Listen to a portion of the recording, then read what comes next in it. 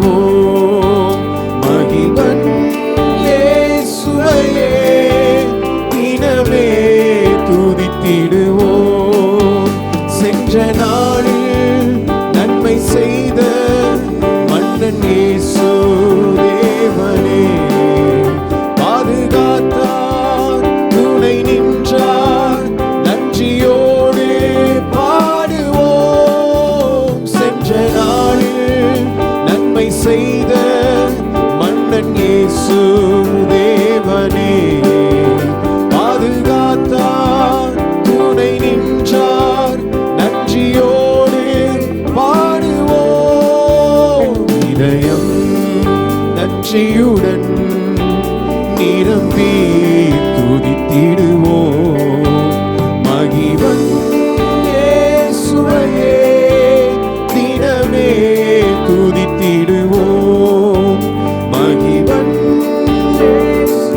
கரங்களை தட்டி சொல்லுவோம். தினமே துதித்திடுவோம். தேவராஜ்யம் தேடி வந்தால் தேவ நன்மை தங்கிடும். துதி செய்தால் தடை நீங்கும். தேவ ஆசி தங்கிடும். தேவராஜ்யம் தேடி வந்தால் தேவ நன்மை தங்கிடும். துதி செய்தால் தடை நீங்கும்.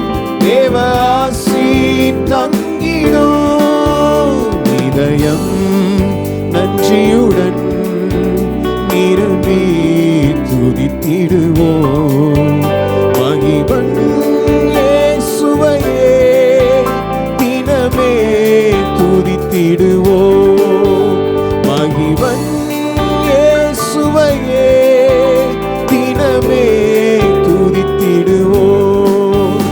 ஆவி ஆத்மா உடல் யாவும் பரிசுத்தம் காத்துமே. பரன் பாதம் போற்றி வாழ்த்தி எந்த நாளும் பணிகுவோம். ஆவி ஆத்மா உடல் யாவும் பரிசுத்தம் காத்துமே. பரன் பாதம் போற்றி வாழ்த்தி எந்த நாளும் பணிகுவோம். இதயம் நன்றியுடன் சந்தோஷத்தோடு நன்றி நிறைந்த இதயத்தோடு கூட மகிமன் இயேசுவையே தினமே துதித்திடுவோம். மகிமன் இயேசுவையே தினமே துதித்திடுவோம். இதயம் நன்றியுடன் நிரம்பி துதித்திடுவோம். மகிமன் இயேசுவையே தினமே துதித்திடுவோம். மகிமன் இயேசுவையே தினமே துதித்திடுவோம். கரங்களை தட்டி யோர்தான் புரண்டு வரும்போல் எண்ணற்ற பாரங்களோ. யோர்தான் புரண்டு வரும்போல் எண்ணற்ற பாரங்களோ. எலியாவின் தேவன் எங்கே உந்தன் விசுவாச சோதனையில். எலியாவின் தேவன் எங்கே உந்தன் விசுவாச சோதனையில். எண்ணி எண்ணி துதி செய்வாய். எண்ணில் அடங்காத கிருபைகளுக்காய் என்றும் தாங்கும் தம்புயமே. இன்ப இயேசுவின் நாமமே என்றும் தாங்கும் தம்புயமே. இன்ப இயேசுவின் நாமமே. எண்ணி எண்ணி எண்ணி எண்ணி துதி செய்வாய். உனக்கெதிராகவே ஆயுதம் வாய்க்காதே. உனக்கெதிராகவே ஆயுதம் வாய்க்காதே. உன்னை அழைத்தவர் உண்மை தேவன். அவர் தாசர்க்கு நீதியவர். சொல்லும். உன்னை அழைத்தவர் உண்மை தேவன். அவர் தாசர்க்கு நீதியவர். எண்ணி எண்ணி துதி செய்வார். எண்ணில் அடங்காத கிருபைகளுக்காய் என்றும் தாங்கும் தம்புயமே. இன்ப இயேசுவின் நாமமே என்றும் தாங்கும் தம்புயமே. இன்ப இயேசுவின் நாமமே எண்ணி எண்ணி துதி செய்வாய். இப்படியாக சொல்லுகிறார். ஆமென். அவர் ஆராய்ந்து முடியாத பெரிய காரியங்கள், எண்ணி முடியாத அதிசயங்களை நம்முடைய வாழ்க்கையில செய்கிற தெய்வம். கரங்களை உயர்த்தி ஒரு ஹல்லேலூயா சொல்லுவோமா? ஹல்லேலூயா, ஹல்லேலூயா. இஸ்ரவேல் ஜனங்களை வனாந்திரத்தில் அதிசயமாய் வழி நடத்தி வந்த தேவன். ஆமென். பகலில் மேக ஸ்தம்பமாகவும் இரவில் அக்கினி தூணாகவும் இருந்து பிரத்யட்சமாய் அந்த ஜனங்களுடைய கண்கள் காண அவர்களை வழி நடத்தி கொண்டு வந்தார். இஸ்ரவேல் ஜனங்களை குறித்துதான பயமும் திகிலும் சுற்றி இருக்கிற ராஜ்யங்களுக்கெல்லாம் பிடிக்கும்படி செய்து தம்முடைய ஜனங்களை ஆச்சரியமாய் வழி நடத்தி கொண்டு வந்த தேவன்.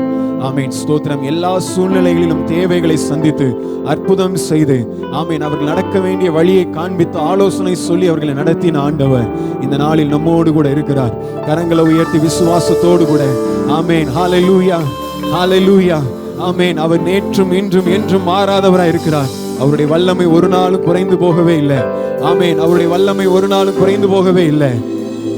அவர் நாமத்தின் மேல விசுவாசம் வைப்போம். அவர் நாமத்தின் மேல விசுவாசம் வைப்போம். அவர் நாமத்தை உறுதியாய் பிடித்துக் கொள்வோம். வேதம் சொல்லுகிறது, உம்மை உறுதியாய் பற்றி கொண்ட மனதை உடையவன் உண்மையே நம்பி இருக்கிறபடியால் நீர் அவனை பூரண சமாதானத்துடன் காத்துக்கொள்வீர் என்று வேதத்துல வாசிக்கிறோம். இன்னும் சொல்லும் போது, கர்த்தருடைய நாமம் பலத்த துருகம், நீதிமான் அதற்குள்ளே ஓடி சுகமாய் தங்கி இருப்பான் என்று வேதத்துல வாசிக்கிறோம். நீங்க ஆண்டவர் நாமத்தை உறுதியாய் பிடித்துக் கொள்வோம். வானத்தின் கீழே பூமிக்கு மேலே இயேசுவின் நாமமே அல்லாமல் வேறொரு நாமம் மனுஷர்கள் ரட்சிக்கப்படும்படிக்கு ஆமேன் கட்டளையிடப்படவே இல்லை என்று வேதம் சொல்லுகிறது. ஆமேன், அதை அறிந்தவர்களாய் உணர்ந்தவர்களாய் அறிக்கை செய்து நாம் கர்த்தரை ஆராதிக்க போகிறோம். கர்த்தர் நாமம் என் புகலிடமே, கருத்தோடு துதித்திடுவேன் என்று சொல்லி நம்ம பாடி ஆராதிக்க போகிறோம். ஆமேன், தெரிந்த பாடல். இஸ்ரவேல் ஜனங்களுக்கு முன்பாக ஆமேன் அந்த பகலிலே மேகஸ்தம்பம் இரவில் அக்கினி தூண் வழி நடத்தினாலும் தங்கள் தேவைகள் என்று வரும்பொழுது அந்த ஆண்டவரை வழி நடத்தின ஆண்டவரை மறந்து தங்கள் தேவைகளை குறித்து முறுமுறுக்க ஆரம்பித்தார்கள். இன்னைக்கு ஒருவேளை நமக்கு பல தேவைகள் இருக்கலாம், சூழ்நிலைகள் எப்படி இல்லாமோ மாறி போயிருக்கலாம். ஆனால் முறுமுறுக்க வேண்டாம். நம்மை நடத்துகிற தேவன் நம்மோடு கூட இருக்கிறார். ஆமேன், அவரை நோக்கி நம்முடைய கண்களை ஏறெடுத்து கர்த்தர் நாமம் என் புகலிடமே என்று சொல்லி அவரை ஆராதிக்க போகிறோம். நல்ல கரங்களை தட்டி உற்சாகமாய் பாடி கர்த்தரை ஆராதிக்கலாமா?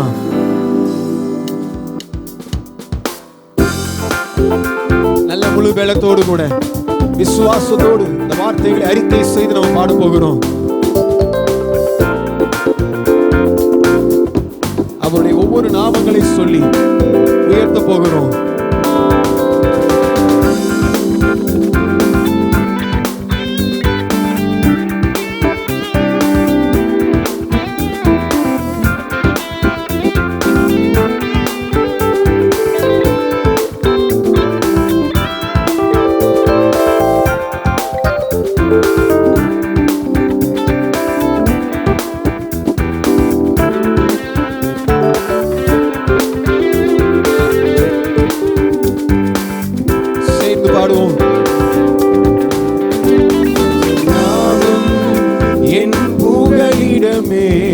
கருத்தோடு துதித்திடுவே, கர்த்தர் நாமம் என் புகலிடமே, கருத்தோடு துதித்திடுவே, கர்த்தர் நாமம் என் புகலிடமே, கருத்தோடு துதித்திடுவே.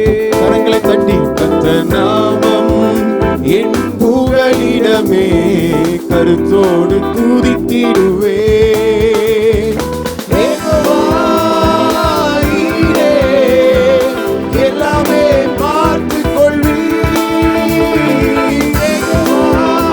பார்த்து சொல்லுங்க, எல்லாவற்றையும் பார்த்துக் கொள்ளுகிற தேவன், நான் ஆராதிக்கிற தேவன்.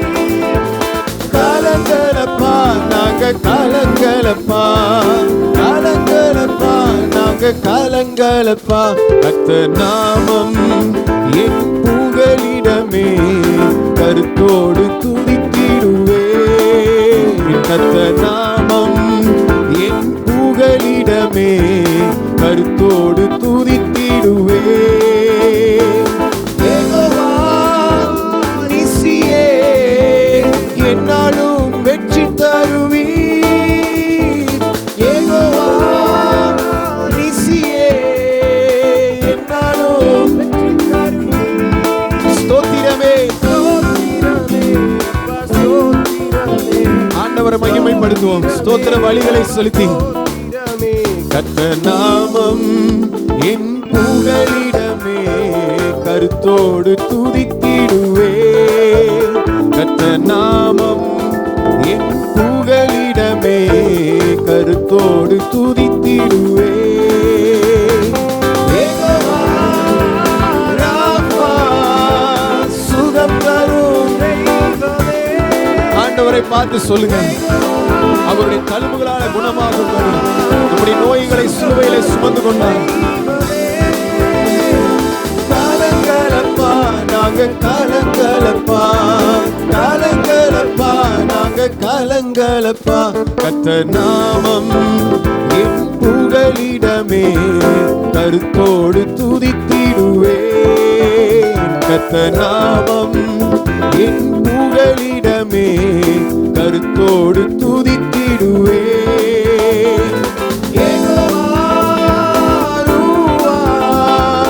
எங்கள் நல்ல ஆண்டவரை பார்த்து நீர் என் மெய்ப்பர் என்று சொல்லுங்க. தாழ்ச்சி இல்லாமல் நம்மை நடத்துவார்.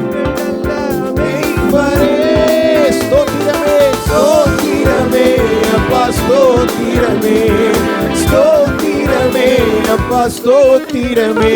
கர்த்தர் நாமம் என் புகலிடமே, கருத்தோடு துதித்திடுவேன். இயேசு நாமம் என் புகலிடமே, கருத்தோடு துதித்திடுவேன். யெகோவா ஷம்மா கூடவே இருக்கின்றீர். உலகத்தின் முடிவு வரைக்கும் சகல நாட்களிலும் நான் உங்களோடு கூட இருக்கிறேன் என்று சொன்னவரே, ஓ கலங்கலப்பா நாங்க கலங்கலப்பா, கலங்கலப்பா நாங்க கலங்கலப்பா. கர்த்தர் நாமம் என் புகலிடமே, கருத்தோடு துதித்திடுவேன். கர்த்தர் நாமம் என் புகலிடமே, கருத்தோடு துதித்திடுவேன். யெகோவா கரங்களை தட்டி சொல்லுங்க, சமாதானம் தருகின்றீர். ஒருவரும் எடுத்துக்கொள்ள முடியாத சமாதானத்தை எங்களுக்கு தந்தவரே, ஸ்தோத்திரமே ஸ்தோத்திரமே அப்பா, ஸ்தோத்திரமே. நன்றி சொல்லுவோம், நன்றி ஆண்டவரே, ஸ்தோத்திரமே. கர்த்தர் நாமம் என் புகலிடமே, கருத்தோடு துதித்திடுவேன். கர்த்தர் நாமம் என் புகலிடமே, கருத்தோடு துதித்திடுவேன். அவர் நம்மேல் வைத்த கிருபைகள் பெரியதே, கர்த்தரின் உண்மை என்றென்றைக்கும் உள்ளதே. கரங்களை தட்டி சொல்லுவோம், ஆமென். கர்த்தருடைய உண்மை, கர்த்தரின் உண்மை என்றென்றைக்கும் உள்ளதே. கரங்களை தட்டி சொல்லுவோம், ஆண்டவரை பார்த்து, ஆண்டவரே நீர் எங்களுடைய தேவனா இருக்கிறீர், நாங்கள் உம்முடைய ஜனங்களும் உம்முடைய மேய்ச்சலின் ஆடுகளுமா இருக்கிறோம். ஆண்டவரே கர்த்தாவே, நீரே எங்களுடைய பலன், நீரே எங்களுடைய கீதமானவர், நீரே எங்கள் ரட்சிப்பு, நீரே எங்கள் கேடகம், எங்கள் ஜீவனின் பலனானவர். அப்பா இஸ்ரவேலின் ஜெயபலமானவரே, உம்மை நாங்கள் ஆராதிக்கிறோம். ஆண்டவரே எங்கள் மத்தியில் உம்முடைய பிரசன்னம் அளவில்லாமல் நிரப்பிக் கொண்டிருக்கிறதுக்காய் ஸ்தோத்திரம். எல்லா கரங்களை தட்டி சொல்லுவோம்,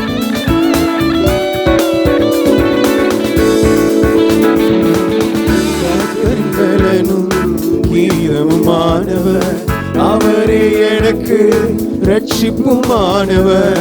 கர்த்தரின் பலனும் கீதமுமானவர் அவரே எனக்கு ரட்சிப்புமானவர். அவர் நம்மேல் வைத்த கிருபைகள் பெரியதே, கர்த்தரின் உண்மை என்றென்றைக்கும் உள்ளதே. சத்தத்தை உயர்த்தி சொல்லுவோம், அவர் நம்மேல் வைத்த கிருபைகள் பெரியதே, கர்த்தரின் உண்மை என்றென்றைக்கும் உள்ளதே.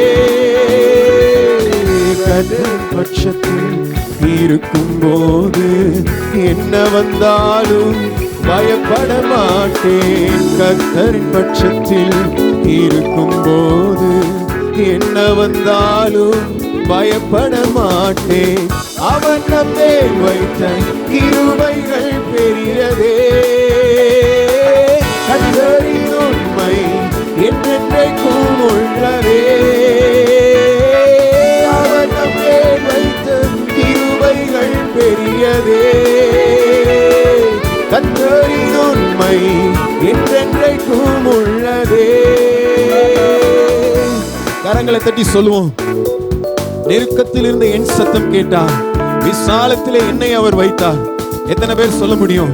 என் பலவிதமான என் ஆபத்து காலத்தில் எல்லாம், என் நெருக்கங்களின் நேரத்தில் எல்லாம் நான் கர்த்தரை நோக்கி கூப்பிட்டேன். அவர் என்னிடமாய் சாய்ந்து என்னுடைய விண்ணப்பத்தை கேட்டு என்னை விசாலத்திலே கொண்டு வந்து வைத்தார். என்னிலும் அதிக பலவான்களாய் என்னுடைய சத்துருக்களின் கைக்கு என்னை கர்த்தர் நீங்களாக்கி ரட்சித்தார். சொல்லுவோம், ஆண்டவரே, என்னால சமாளிக்க முடியாத, என்னால மேற்கொள்ள முடியாத எத்தனையோ பிரச்சனைகளை தாண்டி வருவதை எங்களை பலப்படுத்தினீரே. இப்பொழுது இருக்கிறபடி விசாலத்தில் வைத்திருக்கிறீரே, உமக்கு நன்றி என்று சொல்லுவோம்.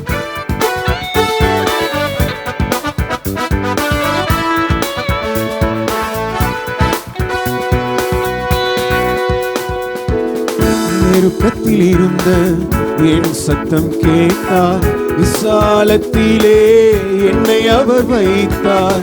நெருக்கத்தில் இருந்த என் சத்தம் கேட்டார், விசாலத்திலே என்னை அவர் வைத்தார். அவர் நம்மேல் வைத்த கிருபைகள் பெரியதே, கர்த்தரின் உண்மை என்றென்றைக்கும் உள்ளதே. அவர் நம்மேல் வைத்த கிருபைகள் பெரியதே, கர்த்தரின் உண்மை என்றென்றைக்கும் உள்ளதே. ஜாதிகளே எல்லோரும் கர்த்தரை கம்பீரமாக பாடுங்கள், ஜனங்களே எல்லோரும் இயேசுவை போற்றி புகழ்ந்து பாடுங்கள். கரங்களை தட்டி சொல்லுவோம். ஜாதிகளே எல்லோரும் கர்த்தரை கம்பீரமாக பாடுங்கள்,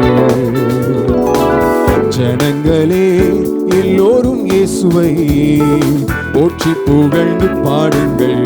அவர் நம்மேல் வைத்த, அவர் நம்மேல் வைத்த கிருபைகள் பெரியதே, கர்த்தரின் உண்மை என்றென்றைக்கும் உள்ளதே. அவர் நம்மேல் வைத்த கிருபைகள் பெரியதே, கர்த்தரின் உண்மை என்றென்றைக்கும் உள்ளதே. அவர் நம்மேல் வைத்த கிருபை, அவர் நம்மேல் வைத்த கிருபைகள் பெரியதே, கர்த்தரின் உண்மை என்றென்றைக்கும் உள்ளதே. ஒரு முறை கூட அவர் நம்மேல் வைத்த கிருபைகள் பெரியதே, கர்த்தரின் உண்மை என்றென்றைக்கும் உள்ளதே. ஹல்லேலூயா, ஹல்லேலூயா. தம்முடைய கிருபையினால நம்மை இம்மட்டும் நடத்தி வந்த தேவன். ஆமென், ஸ்தோத்திரம். நான் என்று சொல்வதற்கும், என்னால் இந்த காரியம் நடந்தது என்று சொல்வதற்கும், என் பலத்தினால், என் திறமையினால், என் சம்பாத்தியத்தினால் அந்த காரியம் நடந்தது என்று சொல்வதற்கும் ஒன்றுமே இல்லை. அவருடைய கிருபையினால நம்மை நடத்தி வந்திருக்கிறார். அப்படியே இருக்கிற இடங்களில் எழுந்து நின்று நாம் கர்த்தரை ஆராதிக்க போகிறோம். முடிந்தவர்கள் முழங்கால் படிட்டுக் கொள்ளுங்கள். நாம் கர்த்தரை ஒருமித்து ஆராதிக்க போகிறோம். ஹல்லேலூயா. நன்றி ஆண்டவரே, நன்றி ஆண்டவரே, நன்றி இயேசுவே. இஸ்ரவேல் ஜனங்களே கர்த்தர் எகிப்திலிருந்து கூட்டி வந்த பிறகு ஜனங்கள் எல்லாரும் ஒருவேளை நினைத்திருக்கலாம், கர்த்தர் நம்மை ஆசீர்வாதத்துக்கு நேராக நடத்த போகிறார், இனி எந்த பிரச்சனைகளும் நம்முடைய வாழ்க்கையில எந்த உபத்திரவங்களும் வராது என்று சொல்லி அவர்கள் நினைத்திருந்திருக்கலாம். ஆனால் அநேக செங்கடல் போன்ற அனுபவம், மாறாவின் அனுபவம், ஆமென், ஸ்தோத்திரம், தண்ணீர் கிடைக்காத அனுபவம், தண்ணீர் கசப்பா இருந்த அனுபவம், இப்படி அநேக பிரச்சனைகளை அவர்கள் தாண்டி வர வேண்டியிருந்தது. நான் இயேசுவை ஏற்றுக்கொண்ட பிறகு இன்னைக்கு என் லைஃப்ல பிரச்சனை இல்லைன்னு அர்த்தம் இல்லை. பிரச்சனை வரலாம், ஆனாலும் கர்த்தர் அதன் மத்தியில் நம்மை அதிசயமாய் நடத்தி செல்வார். அதுல கர்த்தருடைய உதவி நமக்கு வெளிப்படும், கர்த்தருடைய ஒத்தாசை நமக்கு வெளிப்படும்.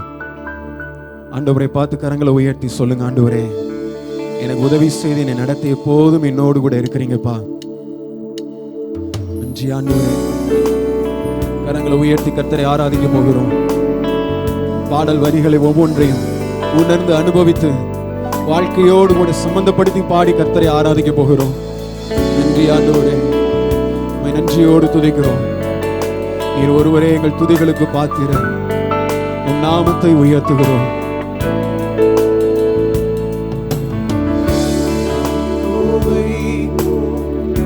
போகும்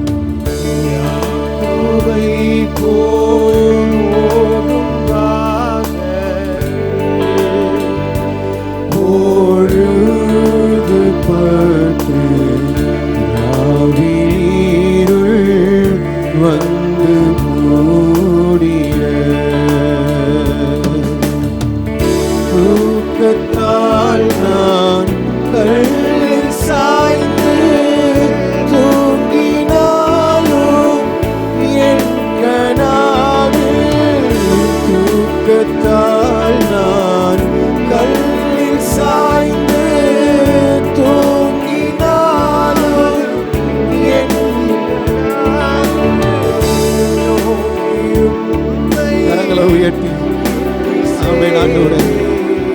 வாக்கடங்கா வல்லநாதா, தேவனே நான்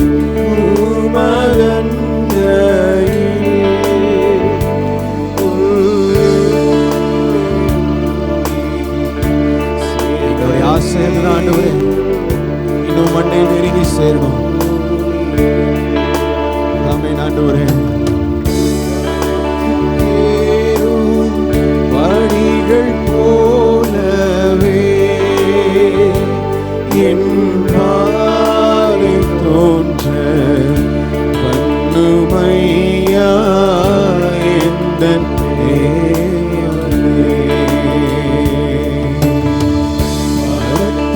மரத்துக்கேறும் படிகள் போலவே என் பாதை தோன்ற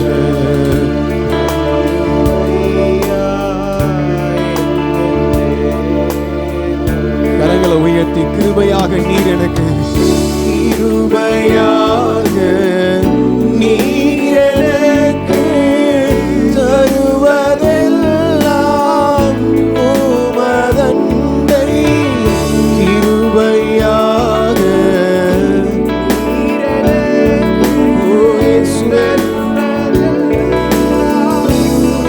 உமதண்டை அருமையாக என்னை அழைக்கும் அன்பின் தூதராகச் செய்யும் தேவனே நான் உமதண்டையில்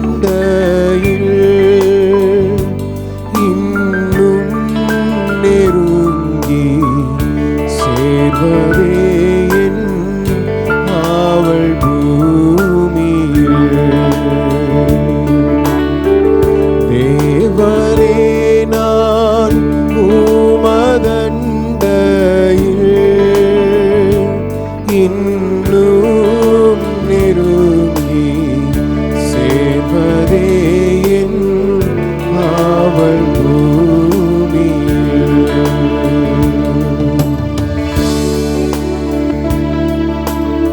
உம்மண்டையில் நெருங்கி சேர்ந்து உம்மை ஆராதிக்கிறோம் ஆண்டவரே, உம்மை ஆராதிக்கிறோம் ஐயா.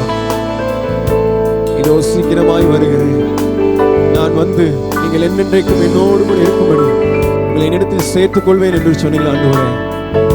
உம்மோடு கூட இருந்து உமது முகத்தை தரிசித்து நித்திய நித்தியமாய் உம்மோடு கூட இருந்து உம்மை ஆராதிக்கிற ஒரு அனுபவம், அதை நாங்கள் வாஞ்சிக்கிறோம், அதை நாங்கள் எதிர்பார்த்திருக்கிறோம் ஆண்டவரே.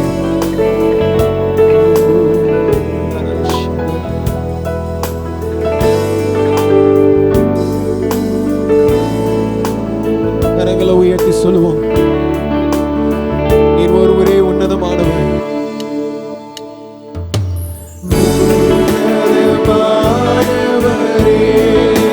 உறைவிடம் நீர்தானே, இயேசுவை பார்த்து வைராக்கியத்தோடு சொல்லுங்க ஆண்டவரே, என் உறைவிடம் நீர்தான், என் உறைவிடம் நீர்தானே. உயர்த்துகிறேன், வாழ்த்துகிறேன், வணங்குகிறேன், உம்மை போற்றுகிறேன். உயர்த்துகிறேன், வாழ்த்துகிறேன், வணங்குகிறேன், உம்மை போற்றுகிறேன். உன்னதமான தேவன் அவர், உயர்ந்தவர், நம்முடைய உயர்ந்த அடைக்கலத்தில் நம்மை மூடி மறைத்து பாதுகாக்கிற தேவன். அவர் உன்னை வேடனுடைய கண்ணிக்கும் பாழாக்கும் கொள்ளை நோய்க்கும் தப்புவிப்பார் என்ற வார்த்தையின்படி நம்மை மூடி மறைத்து பாதுகாக்கிறவர். எந்த சேதமும் நம்மை அணுகாமல் நம்மை நடத்தி வந்த தேவன் அவர். கரங்களை உயர்த்தி சொல்லுங்க, எல்லா தீங்குக்கும் விலக்கி பாதுகாத்த உன்னதமானவரே, உம்மை முழு இதயத்தோடு துதிக்கிறோம், முழு பலத்தோடு உம்மை துதிக்கிறோம் ஆண்டவரே.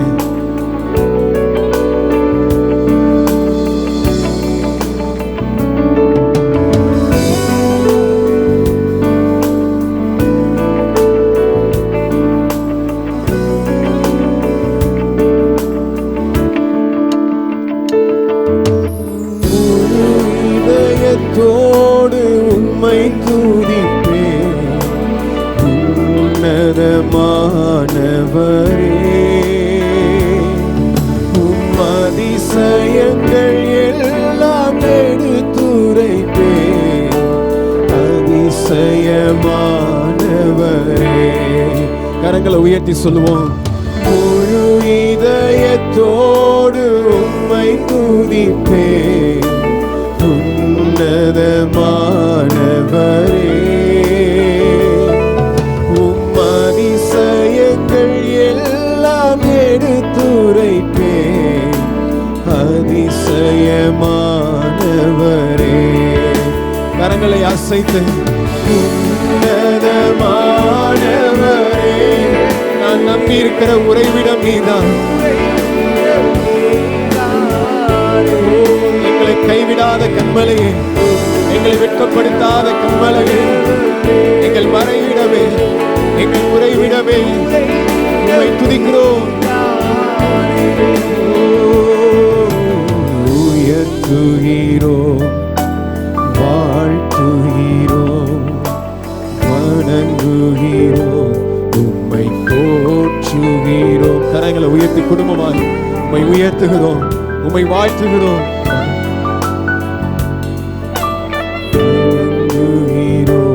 உம்மை போற்றுகிறோம்.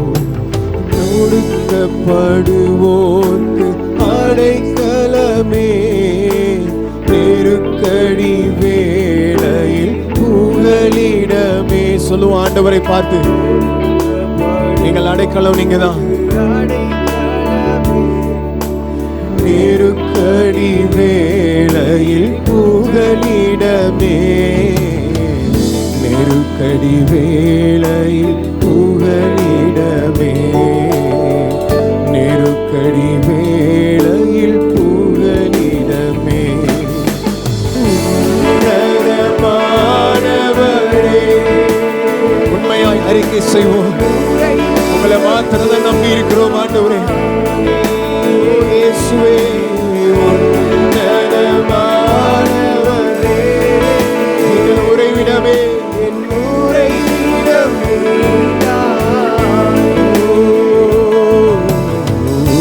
உயர்த்துகிறேன், வாழ்த்துகிறேன், வணங்குகிறேன், உம்மை போற்றுகிறேன்.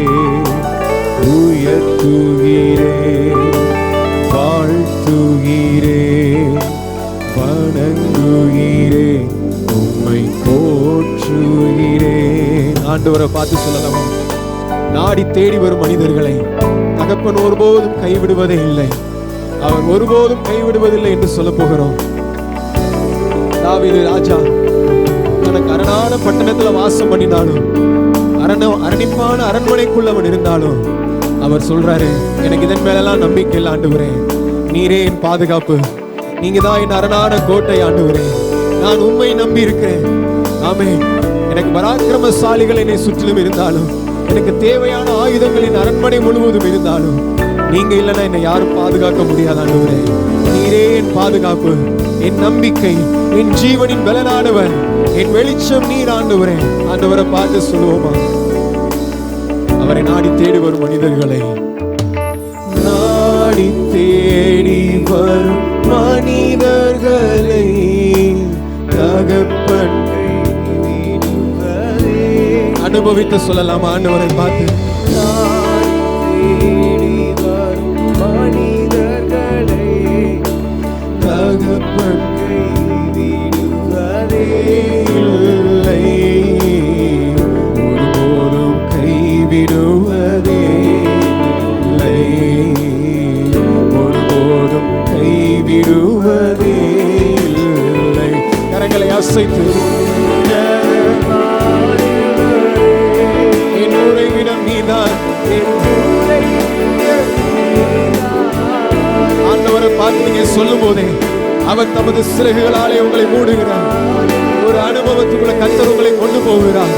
உன்னதமானவருடைய மறைவில் இருக்கிறவர், சர்வ வல்லவருடைய நிழலை தருவார். உயர்த்துகிறேன், வாழ்த்துகிறேன், வணங்குகிறேன், சொல்லாமா? உயர்த்துகிறோம், வாழ்த்துகிறோம், வணங்குகிறோம், உம்மை போற்றுகிறோம். எழுந்தருளும் என் ஆண்டவரே, எதிரி கை ஓங்க விடாதேயும். எழுந்தருளும் என் ஆண்டவரே, எதிரி கை ஓங்க விடாதேயும். எதிரியின் கை ஓங்க விடாதேயும். எதிரியின் கை ஓங்க விடாதேயும். உன்னதமானவரே, என் உறைவிடம் நீதானே. கர்த்தரை நம்பிக்கையாக கொண்டிருக்கிற மனுஷன் பாக்கியவான். மாம்சமானதை தன் உயர்வலமாக்கி கொண்டு கர்த்தரை விட்டு விலகுகிற மனுஷன் சபிக்கப்பட்டவன் என்று வேதம் சொல்லுகிறது. கர்த்தரையே நம்பி இருக்கிற எங்களுக்கு அடைக்கலமானவர் அப்பா, நீர் எங்களுக்கு துணையானவர் அப்பா. ஆபத்து காலத்தில் அனுகூலமான துணையானவர் எங்கள் கேடகம் நீர் ஆண்டவரே. உம்மை நம்பி இருக்கிற ஜனங்கள் ஒருபோதும் வெட்கப்பட்டு போக விடாத தேவன். ஹல்லேலூயா, ஹல்லேலூயா. இதோ உங்கள் வெட்கத்துக்கு பதிலாக இரட்டத்தனையான நன்மை வரும் என்று சொன்னவரே, உடைய நன்மையினால் எங்களை அலங்கரிக்கிற கர்த்தரப்பா. உயர்த்துகிறோம், வாழ்த்துகிறோம், வணங்குகிறோம், உம்மை போற்றுகிறோம். உயர்த்துகிறோம், குடும்பமா சொல்லுங்க. வாழ்த்துகிறோம், வணங்குகிறோம், உம்மை போற்றுகிறோம். கர்த்தருடைய பரிசுத்த நாமம் மகிமைப்படுவதாக. இந்த நாள் தியானத்திற்கு என்று சொல்லி நாம் எடுத்துக்கொண்ட வேத பகுதி யோசுவாவின் புஸ்தகம் 4ஆம் அதிகாரம் 4 முதல் 9 வசனங்கள் வரைக்கும் நான் வாசிக்கிறேன். அப்பொழுது யோசுவா இஸ்ரவேல் புத்திரரில் ஒவ்வொருவரும் ஒவ்வொரு கோத்திரத்துக்கு ஒவ்வொருவராக ஆயத்தப்படுத்தியிருந்த 12 பேரை அழைத்து அவர்களை நோக்கி, நீங்கள் யோர்தானின் மத்தியில் உங்கள் தேவனாய் கர்த்தரின் பெட்டிக்கு முன்பாக கடந்து போய் உங்களுக்குள்ளே அடையாளமாய் இருக்கும்படிக்கு இஸ்ரவேல் புத்திரருடைய கோத்திரங்களின் இலக்கத்திற்கு சரியாக உங்களில் ஒவ்வொருவன் ஒவ்வொரு கல்லை தன் தோளின் மேல் எடுத்துக்கொண்டு போங்கள். நாளை இந்த கற்கள் ஏதென்று உங்கள் பிள்ளைகள் உங்களை கேட்கும்போது நீங்கள் கர்த்தருடைய உடன்படிக்கை பெட்டிக்கு முன்பாக, யோர்தானின் தண்ணி பிரிந்து போனதினால் அவைகள் வைக்கப்பட்டிருக்கிறது, யோர்தானை கடந்து போகிற போது யோர்தானின் தண்ணீர் பிரிந்து போயிற்று, ஆகையால் இந்த கற்கள் இஸ்ரவேல் புத்திரருக்கு என்றைக்கும் நினைப்பூட்டும் அடையாளம் என்று சொல்லுங்கள் என்றான். கர்த்தருக்கு மகிமை உண்டாதாக. இந்த காலை நேரத்தில் நம்முடைய செய்தி தலைப்பு ஜீவனுள்ள கற்கள் என்கிற தலைப்பில் கர்த்தருடைய வார்த்தையை நாம் தியானிக்க போகிறோம். பழைய ஏற்பாட்டு புத்தகத்தில் யோசுவாவின் காலத்தில் தேவ ஜனங்களை அவன் சுதந்திரத்துக்கு ஏதுவாக நடத்தினான். மோசே ஜனங்களை விடுதலையாக்கி நடத்தினான். யாத்திராம் புஸ்தகத்தில் வாசிக்கும் பொழுது ஜனங்களை மோசே விடுதலைக்குள் நடத்தினான் கர்த்தருடைய திட்டத்தின்படி. யோசுவா கர்த்தருடைய திட்டத்தின்படி ஜனங்களை சுதந்திரிக்க நடத்தினான். விடுதலைக்கு நடத்த வேண்டும், சுதந்திரிக்கவும் நடத்த வேண்டும். பிரைஸ் தி லார்ட், ஹல்லேலூயா. நீங்கள் விடுதலை அடைய வேண்டும், ஆசீர்வாதங்களை சுதந்திரிக்க வேண்டும். கர்த்தருக்கு மகிமை உண்டாதாக. வெறும் விடுதலை மட்டுமல்ல, ஆண்டவர் இயேசு கிறிஸ்து வெறும் விடுதலை மட்டும் கொடுக்கிறவர் அல்ல, நீங்கள் அநேக நன்மைகளை சுதந்திரிக்க உதவி செய்வார். மோசே ஜனங்களை விடுதலைக்குள் நடத்தினான். அவனுடைய ஊழியம் விடுதலை ஊழியம், வேற ஒன்றும் கிடையாது. நீ நிறைய பேர் விடுதலை ஊழியத்தை விரும்புவாங்க. பிசாசு ஓடணும், நோய் குணமடையணும். மோசே விடுதலை ஊழியத்தை செய்தான், அற்புதங்களை செய்தான். ஆனால் யோசுவாவோ ஜனங்கள் நிலத்தை சுதந்திரிக்க, கர்த்தர் கொடுத்த வாக்கு தத்தத்தை சுதந்திரிப்பதற்கு யோசுவா ஜனங்களை நடத்தினான். Price the Lord. இக்காலகட்டம் நீங்கள் வாக்கு தத்தத்தை சுதந்திரிக்கிற காலம். அவர்கள் சுதந்திரிக்க வந்த பொழுது தடை வந்தது. யோர்தான் ஒரு தடையாக நின்றது. வாக்கு தத்தத்தை சுதந்திரிக்க யோர்தான் தடை. உங்கள் வாழ்க்கையிலும் பல தடைகள் வரலாம், பல தடைகள் உங்களுக்குள் காணப்படலாம். ஆசீர்வாதங்களை சுதந்திரிப்பதற்கு தடைகள் வரும். வேலை தடை வரும், குடும்பத்தில் தடை வரும், சரீரத்தில் பலவீனம் வந்து தடை வரும், பல தடைகள் வரும். எதிர்ப்பு ஒரு தடை. யோர்தானுக்கு அர்த்தம் என்னவென்று சொன்னால் யோர்தான் அது மரண நதி. பழைய ஏற்பாட்டில் 150 இடங்களில் யோர்தான் என்கிற பெயர் இருக்கிறது. யோர்தானுக்கு பலவிதமான விளக்கங்கள், வியாக்கியானங்கள் கொடுக்கப்படுகிறது. ஒரு அர்த்தம் என்று சொல்லும் பொழுது அது ஒரு மரண நதி. இரண்டாவது யோர்தான் தடை. இன்றைக்கு நாம் அதைத்தான் பார்க்க போறோம். தடை. யோர்தான் தேவ ஜனங்கள் ஆசீர்வாதங்களை சுதந்திரிக்க முடியாதபடி தடை செய்தது. உங்களையும் தடை செய்கிற பிசாசோ, உலகமோ, இயற்கையோ, மனிதர்களோ, நோய்களோ உங்க வாழ்க்கையை தடை செய்யலாம். ஆனால் நாம் தடைபட்டு ஒரு இடத்தில் நின்றுவிடல. யோசுவா நாட்களிலே அவர்கள் தடைபட்டு ஒரு இடத்தில் அவர்கள் இருக்கவில்லை. தடையை தாண்டி ஆசீர்வாதங்களை சுதந்திரித்தார்கள். இந்த நாளில் நீங்கள் தடையை தாண்டி ஆசீர்வாதத்தை சுதந்திரிக்க போகிறீர்கள். கர்த்தருக்கு மகிமை உண்டாவதாக. பிரசங்கிரின் வாழ்க்கையில் எத்தனையோ தடைகள் வந்தது, பலவிதமான தடைகள் வந்தது. ஆசீர்வாதங்களை சுதந்திரிப்பதற்கு பல தடைகள் வந்தது. ஆனால் கர்த்தர் தடைகளை உடைத்து ஆசீர்வாதங்களை சுதந்திரிக்க செய்தார். மனிதர்கள் தடை பண்ணலாம், அரசாங்கம் தடை செய்யலாம், ஆனால் கர்த்தரோ தடைகளை மாற்றுகிறவர். கர்த்தருக்கு மகிமை உண்டாவதாக. எனவேதான் இந்த யோர்தான் அந்த ஆற்றிலே ஆறு ரெண்டாக பிரிந்தது. அங்கே 12 கற்கள் ஒவ்வொரு கோத்திரத்துக்கு ஒரு கல்லாக எடுத்து அந்த கல்லை அடையாளமாக வைத்தார்கள். அந்த கல் அடையாளமாக வைக்கப்பட்டது. நாளைக்கு உங்கள் ஜனங்கள் இந்த கல் எதற்கென்று கேட்டால் அவர்களுக்கு நினைப்பூட்டும் அடையாளம். அந்த கல்லை பார்த்த உடனே அவங்களுக்கு நினைவுக்கு வரணும், ஒரு நாளே எங்களுடைய முற்பிதாக்கள் ஆசீர்வாதங்களை சுதந்திரிக்க வந்த பொழுது தடை வந்தது. ஆனால் கர்த்தர் தடையை மாற்றி ஆசீர்வாதங்களை சுதந்திரிக்க கிருபை கொடுத்தார். அதே கிருபையை இந்த நாளிலும் நீங்கள் பெற்றுக்கொள்ள போகிறீர்கள். கர்த்தருக்கு மகிமை உண்டாவதாக. இந்த செய்தியை மிக பொறுமையோடு கவனத்தோடு கேளுங்கள். இந்த செய்தியினுடைய முடிவில் உங்களுக்காக ஜெபிக்கிறேன். இந்த வாரத்திலே கர்த்தர் உங்களுடைய தடையை அவர் மாற்றப் போகிறார். Price the Lord. கர்த்தருடைய நாமத்திற்கு மகிமை உண்டாவதாக. இந்த கல் 12 கல்லை எடுத்து வைத்தார்கள். இந்த கல்லை குறித்து அப்போஸ்தலனாகிய பவுல் 1 பேதுரு 2ஆம் அதிகாரம் 5வது வசனத்தில் சொல்லுகின்ற பொழுது இந்த கல்லை குறித்து அவர் என்ன சொல்கிறார்? ஜீவனுள்ள கல் என்று அவர் அதை சொல்கிறார். 1 பேதுரு 2ஆம் அதிகாரம் 5வது வசனத்துல ஜீவனுள்ள கற்களை போல, ஜீவனுள்ள கல். நன்றாக கவனிக்கணும். கல்லுக்கு ஜீவன் உண்டா? ஆராய்ச்சியில் கண்டுபிடித்திருக்கிறார்கள். கல்லு அது வளர்ச்சி அடையும். ஆனால் இங்கே சொல்லப்பட்ட கல் ஜீவனுள்ள கற்களை போல ஆவிக்கேற்ற மாளிகையாக. இங்கே 4வது 5வது வசனத்துல அப்போஸ்தலனாகிய பேதுரு 2 கற்களை குறித்து சொல்கிறார். ஒன்று, ஆண்டவராகிய இயேசு கிறிஸ்து, அவர் ஜீவனுள்ள கல், 4வது வசனம்.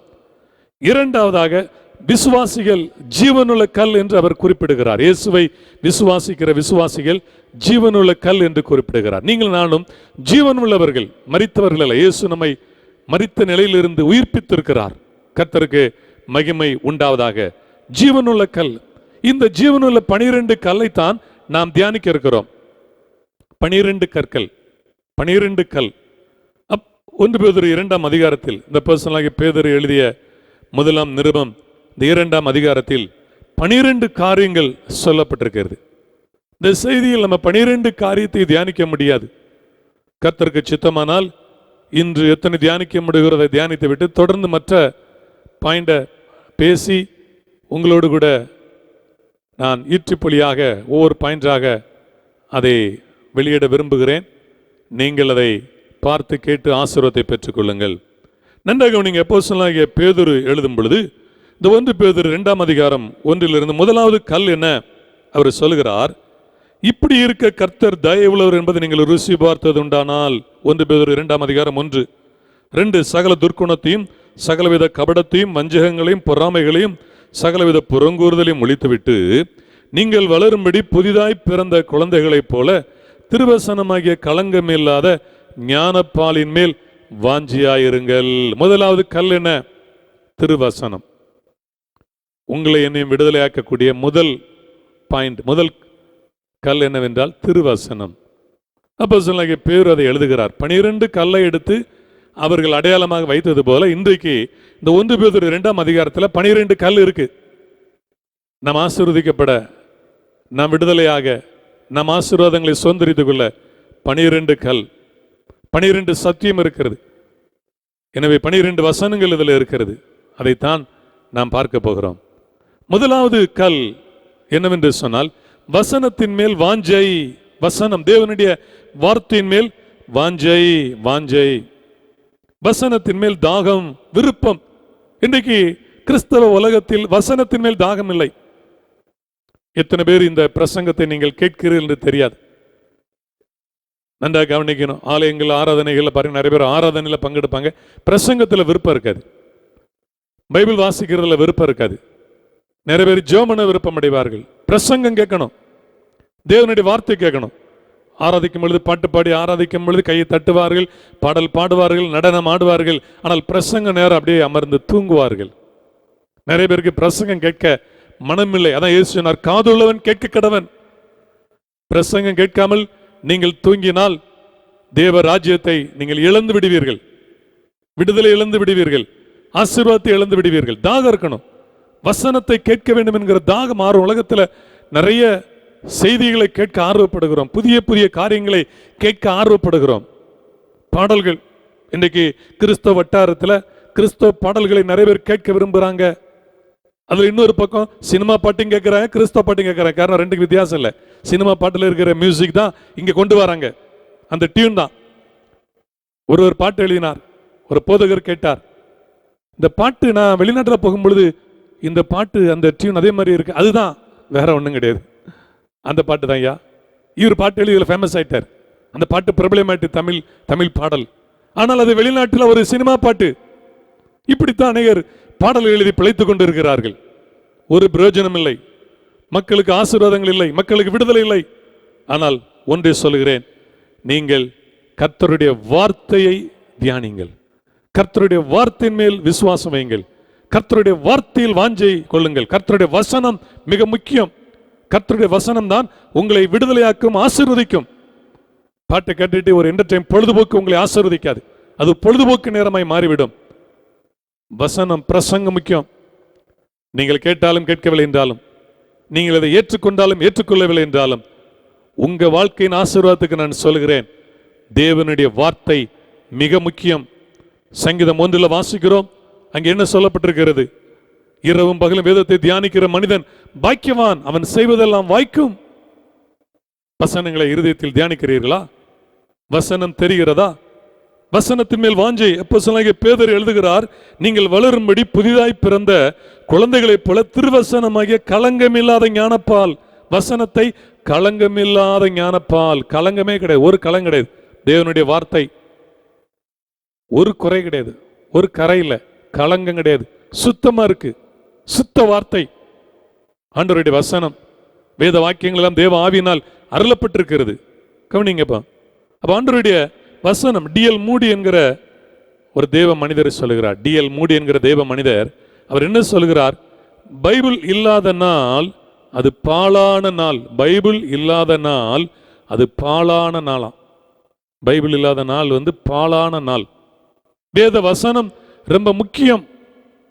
ஒரு மூத்த ஊழியர் இரவு நேரத்தில் அவர் பைபிள் வசனங்களை வாசித்துக் கொண்டிருக்கும் பொழுது அவருடைய உதவி ஊழியர், ஐயா தூங்குங்க, இரவு வெகு நேரம் ஆகிவிட்டது, காலையில் எழும்பி நம்ம மற்ற ஊழியங்களை செய்யணும்.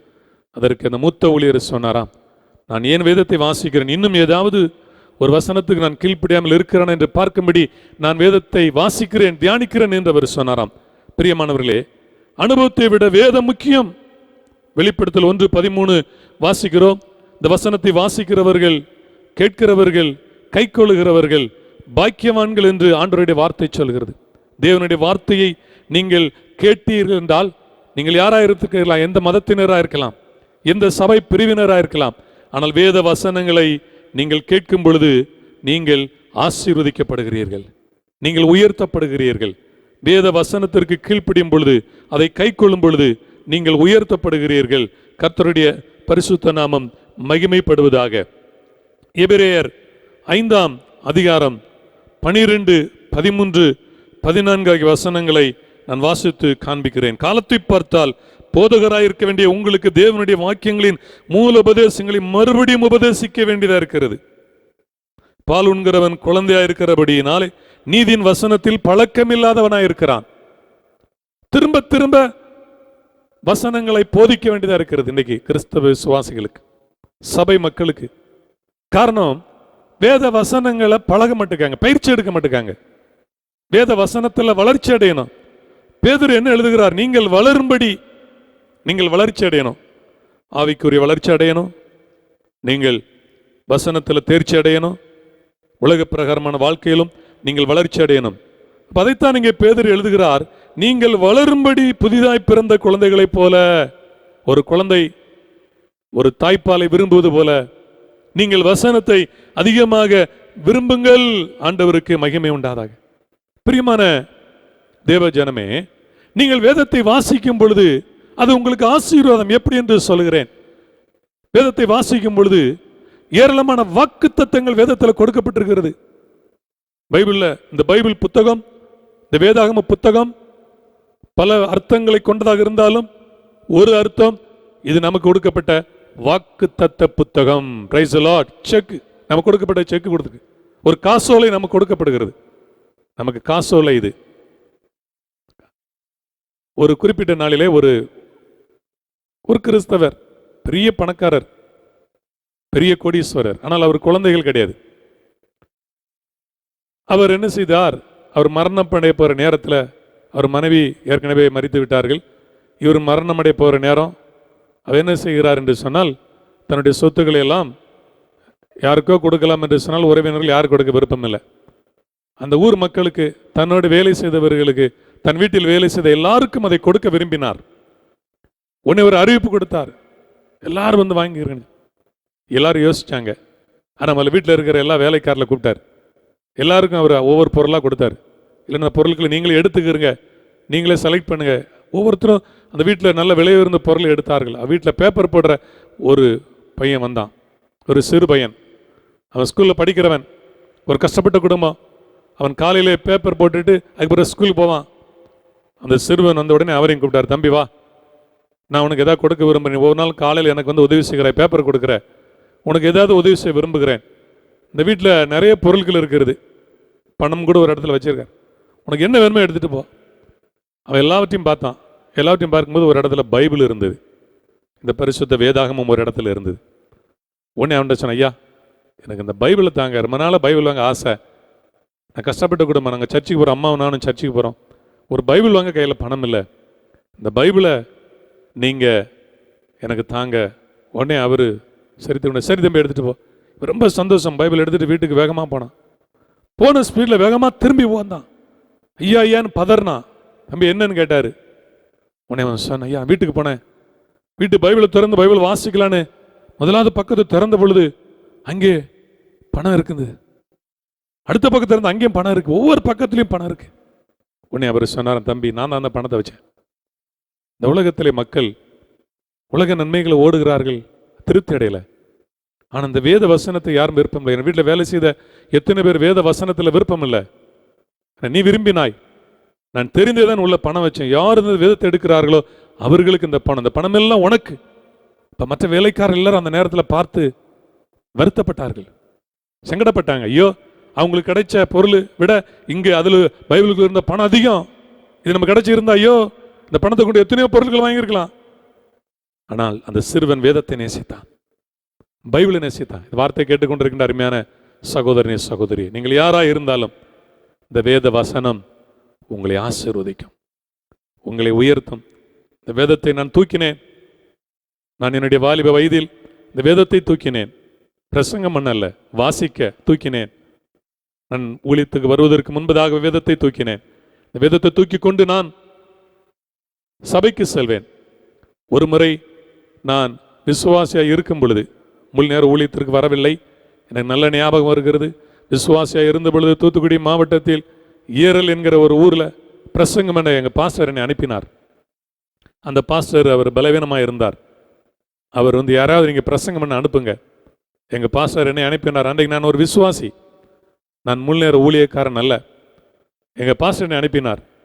நான் போய் அந்த ஊரில் அந்த சபையில் ஏஜ் சபை, ஏரல் ஏஜ் சபையில் பாஸ்டர் டேவிட் என்கிற ஒரு ஐயா இன்னைக்கு இருக்கிறார். அங்கே போய் நான் பிரசங்கம் பண்ணிட்டு நான் இந்த பைபிளை தூக்கிக்கிட்டு நான் அந்த ரோட்டு வழியாக நடந்து வந்தேன். ஒரு பஜார் இருந்து பஸ் ஸ்டாண்டுக்கு தெருக்கள் வழியாக நடந்து வந்தேன். ஒரு திடீர் ஓடி வந்தார். நீங்கள் பாஸ்டரான்னு கேட்டார். நான் சொன்னேன், நான் ஒரு விசுவாசி தான், நான் ஊழியம் செய்கிறேன். அவர் சொன்னார், இந்த ஏரில் இந்த தெருக்கள் யாரும் இப்படி பைபிளை தூக்கிட்டு போக மாட்டாங்க, அதிகமான எதிர்ப்புகள் உண்டு, நீங்கள் தூக்கிட்டு போறீங்கன்னு நீங்கள் ஒரு ஊழியர் என்று நினைத்தேன். நீங்கள் வேதத்தை தூக்கியிருக்கீங்க, நீங்கள் ஆசீர்வாதமாக இருப்பீங்க. பிரியமான தேவ பிள்ளைகளே, வேதத்தை தூக்கி கொண்டு ஆலயத்துக்கும் ஊழியத்துக்கும் இன்றைக்கு வேதத்தை தூக்கி வாசிக்க பிரசங்கம் பண்ண இந்த வரைக்கும் வேதம் என்னை தூக்கி சுமக்கிறது. ஒரு தேவ ஊழியர் அப்படி சொன்னார், இந்த வேதத்தை தூக்கினேன், இந்த வேதம் என்னை தூக்கி உலகமெங்கும் கொண்டு போகிறது. இன்னைக்கு பைபிளை தூக்குவதற்கு கூட கிறிஸ்தவர்கள் வெட்கப்படுகிறார்கள். வேதம் நமக்கு கொடுக்கப்பட்ட பொக்கிஷம். இதில் எழுதப்பட்ட 66 புத்தகங்கள் நமக்கு ஆசீர்வாதமானவைகள். எனவே பிரியமானவர்களே, இந்த வேதத்தை சில வீடுகளில் வேதங்கள் ஒருவர் இப்படி சொல்லுகிறார், உலகத்தில் வாசிக்கப்படாத வேதாகமங்களை சேர்த்தால் இன்னும் 10 ஆண்டுகளுக்கு வேதாமத்தை அச்சிட வேண்டாம், அவ்வளவு பைபிள் இருக்கான். வீடுகளில் வாசிக்கப்படாத வேதங்கள் தூசி பிடிச்சிருக்கு. ஒரு ஞாயிற்றுக்கிழமை காலையில் வேலை சர்ச்சுக்கு வரும்போது அவங்க தூசியை தட்டிட்டு எடுத்துட்டு வர்றது அப்படியே கொண்டு வச்சிருவாங்க. தினந்தோறும் வேதத்தை வாசிங்கள். காலண்டரில் வசனம், சிலர் காலண்டர் வசனம், கிளி ஜோசி எலி ஜோசி மாதிரி காலண்டர் வசனம் பார்ப்பாங்க. அதை பார்க்காதீங்க. பைபிளில் 1 அதிகாரம் 2 அதிகாரம் தினந்தோறும் வாசிங்கள். வாக்கு தத்தம் உங்களுக்கு கொடுப்பாரு. வாக்கு தத்தம் பைபிள் வாசிக்காதவங்க தான் இந்த வாக்கு தத்தத்தை தீர்க்க தரிசனமாக யார்ட்டு போய் கேட்குறாங்க. என் வாழ்க்கையில் இது வரைக்கும் நான் யார்ட்டையும் போய் கேட்டதில்லை. ஒழுங்கா பைபிள் வாசிக்கிறேன், ஒழுங்கா ஜெபம் பண்ணுறேன், கர்த்தரனை ஆசீர்வதிக்கிறார். நீங்களும் அதை செய்யுங்கள். இந்த வேதாகமம் நமக்கு வாக்கு தத்த வசனம், இது ஆசீர்வாதத்தை இது கொண்டு வருகிறது. கர்த்தருக்கு மகிமை உண்டாவதாக. உபாகமத்தின் புஸ்தகம் 18ஆம் அதிகாரம் அதில் 15வது 20வது வசனத்தை நான் உங்களுக்கு அதை வாசித்து காண்பிக்கிறேன். உபாகமத்தின் புஸ்தகம் 18ஆம் அதிகாரம் அதில் 15, 20 ஆகிய 2 வசனங்களை நான் உங்களுக்கு வாசித்து காண்பிக்கிறேன். நீங்கள் கவனிங்கள். கர்த்தருக்கு மகிமை உண்டாவதாக. ஸ்தோத்திரம். பிரியமானவர்களே, உபாகமம் 17ஆம் அதிகாரம் 17ஆம் அதிகாரம் அதில் 17 உபாகமம் 17ஆம் அதிகாரம் 16வது வசனத்திலிருந்து வாசிக்கிறேன். நல்ல கவனிங்க. அவன் இருதயம் பின்வாங்கி போகாதபடிக்கு அவன் அநேகம் ஸ்திரீகளை படைக்க வேண்டாம், வெள்ளியும் பொன்னும் தனக்கு மிகுதியாய் பெருக பண்ண வேண்டாம். அவன் தன் சிங்காசனத்தின் மேல் வீற்று இருக்கும்போது அவனுடைய இருதயம் அவன் சகோதரர் பேரில் மேட்டிமை கொள்ளாமலும் கற்பனை விட்டு வலது இடதுபுறம் சாயாமலும் இந்த நியாயப்பிரமாணத்தின் எல்லா வார்த்தைகளையும் இந்த கட்டளைகளையும் கை கொண்டு இவர்களின்படி செய்வதற்கு தன் தேவனாய் கர்த்தருக்கு பயந்திருக்கும்படி கற்றுக்கொள்ளும் பொருட்டு அவன் லேவியராகி ஆசாரியரிடத்தில் இருக்கிற நியாயப்பிரமாண நூலை பார்த்து தனக்காக ஒரு பிரதியை எழுதி தன்னிடத்தில் வைத்து கொண்டு தன் ஜீவனோட நாளெல்லாம் அதை வாசிக்க கடவன். இப்படி செய்வதனால் தானும் தன் குமாரரும் இஸ்ரவேலின் நடுவே தங்கள் ராஜ்யத்திலே நீடித்து வாழுவார்கள். நல்ல கவனிங்க பிரியமானவர்களே. அன்றைக்கு உபாகம புஸ்தகத்தில் கர்த்தர் ராஜாக்கள், தேசத்தை ஆளுகிற ராஜாக்கள் என்ன செய்ய வேண்டும் என்று அவர் கட்டளை கொடுக்கிறார். என்ன கட்டளை கொடுக்கிறார்? அவங்க லேவியர்கள் ஆசாரியர்கிட்ட போய் ஒரு பைபிள் நியாயப்பிரமாண நூல், அன்னைக்கு பைபிள்னா ஆதியாகமத்திலிருந்து உபாகமம், அதான் நியாயப்பிரமாணம் தோரா. அந்த நியாயப்பிரமாணத்தை ஒரு பிரதியை வாங்கி அவங்க என்ன செய்யணுமா, ஜீவனோட நாளெல்லாம் அது என்ன செய்யணும், வாசிக்கணும். டெய்லி அதை வாசிக்கணும், பைபிள் வாசிக்கணும், அதை வாசிக்கணும். அதை வாசிச்சா தானும் தன் குமாரரும் இஸ்ரவேலின் நடுவே தங்கள் ராஜ்யத்தில் நீடித்து வாழ்வார்கள், ஆசீர்வாதமா வாழ்வாங்க. நீங்கள் பைபிள் வாசிக்கும் பொழுது நீங்கள் உங்கள் பிள்ளைகளும் நீங்கள் இருக்கிற ஊரிலே ஆசீர்வாதமாய் வாழ முடியும். Praise the Lord. ஆமென். இதான் சத்தியம். பாருங்க, வாக்குத்தத்தம் ஆண்டவர் யாருக்கு வாக்குத்தத்தம் கொடுக்கிறாரு, யாருக்கெல்லாம் கொடுத்திருக்காரு பாருங்க. பிரஜாதி ராஜா கூட கொடுத்திருக்காரு. ஏசாயா 44:28, ஏசாயா 45:1 வாசிக்கிறோம். கோரேஸ் என்கிற ஒரு ராஜாவுக்கு ஆண்டவர் வாக்குத்தத்தம் கொடுத்தார். ஏசாயா 45 நான் அபிஷேகம் பண்ணின கோரேசுக்கு முன்பதாக வெண்கல கதவுகளை உடைப்பேன், இருப்பு தாழ்பால்களை முறிப்பேன், அந்தகாரத்தில் இருக்கிற பொக்கிஷங்களையும் ஒளிப்பிடத்தில் இருக்கிற புதையல்களை நான் உனக்கு தருவேன். ஏசாயா 45:4 வாசிக்கிற வாக்குத்தத்தம் பிரஜாதி ராஜாக்களுக்கும் கொடுக்கப்பட்டது, தேவ ஜனங்கள் நமக்கும் கொடுக்கப்பட்டது. பிரஜாதி ராஜா இந்த கோரேஸ், இவன் ஒரு பெர்சியன் பாரசீக ராஜா. மேதிய ராஜாவாக தரியு பாபிலோனுக்கு விரோதமாக யுத்தம் பண்ணி பாபிலோன் பிடிக்கிறான். அவன் ஏற்கனவே அவனுடைய மகளை, அவனுக்கு ஆண் வாரிசு கிடையாது, மேதியனாக தரியுவுக்கு ஆண் வாரிசு இல்லை. அவன் தன்னுடைய ஒரே மகள், அவனுக்கு ஒரே மகள், அந்த ஒரே மகளை அவன் இந்த கோரேஸ், இவன் ஒரு பெர்சிய ராஜா, பாரசீக ராஜா. அவர்கள் மேதியர்கள், பாரசீகர்கள், இவங்க தனித்தனி நாடு. அந்த பாரசீக ராஜாவுக்கு தன்னுடைய மகளை திருமணம் செய்து கொடுத்தான். கோரேஸுக்கு திருமணம் செய்து கொடுத்தான். அதனால அந்த ரெண்டு நாடும் ஒன்னாச்சு, மேதியர் பெருசியர் என்று ஒரே நாடாக அது மாறியது. அப்போ இந்த தரியு அங்க பிடித்த உடனே கோரேஸ் அங்க போறான், உள்ள போறான், அங்கே உள்ள சேர்ந்து போகிறான். அங்கே உள்ள போகும் பொழுது அங்கே என்ன நடந்தது? பாபிலோன் வந்து பெரிய சாம்ராஜ்யம், அது செல்வ செழிப்புள்ளது. பல நாடுகளை அவங்க ஜெயித்து அங்கே இருந்த நிறைய தங்கம், வைரங்கள், வைடூரியங்கள்லாம் கொள்ளையடிச்சு அவங்க எங்கே வச்சிருக்காங்களாம்? அவங்க அரண்மனை எங்கே இருக்குன்னா, அவங்க அரண்மனை பக்கத்தில் நதி ஓடுகிறது, சுற்றி நதி, டைக்ரிஸ் நதி ஓடுகிறது. அந்த நதிக்கு கீழே அவங்க அரண்மனைக்கு உள்ளோடி தோண்டி நதிக்கு கீழே பாதாள சுரங்கம் தோண்டி பாதாள அறை அமைத்து அங்கே வச்சிருக்காங்க. அதான் ஆண்டவர் சொல்லுகிறார், அந்த காலத்தில் இருக்கிற பொக்கிஷங்கள் ஒளிப்பிடத்தில் இருக்கிற புதையல்கள். அந்த காலத்தில் இருக்கிற பொக்கிஷம் ஒளிப்பிடம்.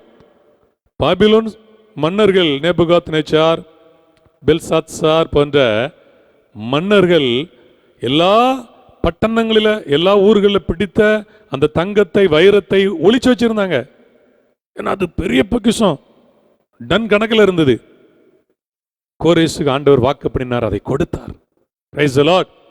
ஒரு பிரஜாதி ராஜாவுக்கு வாக்கு பண்ணி ஒரு ஆசீர்வாதத்தை கர்த்தர் கொடுப்பார் என்று சொன்னால், உங்களுக்கு எனக்கும் இந்த வேதாமத்தை வாசிங்கள். வாக்கு தத்தங்கள், நிறைய வாக்கு தத்தங்கள் இருக்கிறது. இந்த வாக்கு தத்தங்களை ஆண்டவர் உங்களுக்கும் எனக்கும் தருவதற்கு அவர் வல்லவராக இருக்கிறார். Price the Lord. Price the Lord.